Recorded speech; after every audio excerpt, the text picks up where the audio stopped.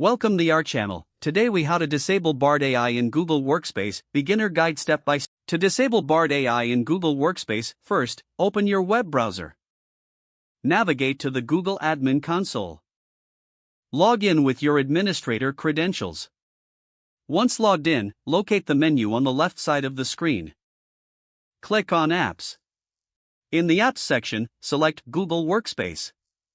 From the list of services, find and click on Bard AI. You will see the Look for the Access section. In this section, you can configure user access to Bard. If you want to disable Bard AI, toggle the setting to off. Click on Save to apply your changes. Once saved, the changes may take a few minutes to take effect.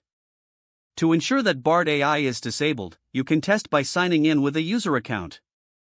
Open a new browser tab and log in with a test user account. Check if Bard AI is accessible from that account. If you cannot access it, you have successfully disabled Bard AI for your organization. If the page does not load, refresh the browser or try again in a private or incognito window. Make sure you are using the correct email address, then retype it carefully to avoid small typos. If your password is not accepted, use the reset option and create a new strong password you can remember. Check your spam folder for verification or security emails, then complete any requested confirmation steps. Enable two-factor authentication if available to improve account security and reduce unauthorized access risk. After signing in, review your profile details so your contact information and settings are accurate and current. If you see an error message, note it down and try again after restarting your device and internet connection.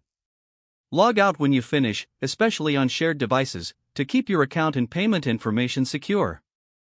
If the page does not load, refresh the browser or try again in a private or incognito window.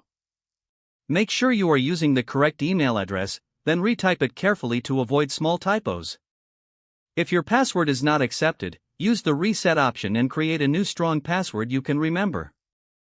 Check your spam folder for verification or security emails, then complete any requested confirmation steps. Enable two-factor authentication if available to improve account security and reduce unauthorized access risk. After signing in, review your profile details so your contact information and settings are accurate and current. Don't forget to like this video and subscribe to our channel for more step-by-step tech guides.